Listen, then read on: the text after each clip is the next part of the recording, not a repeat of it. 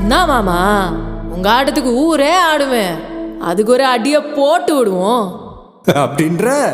ம், ம். ம்.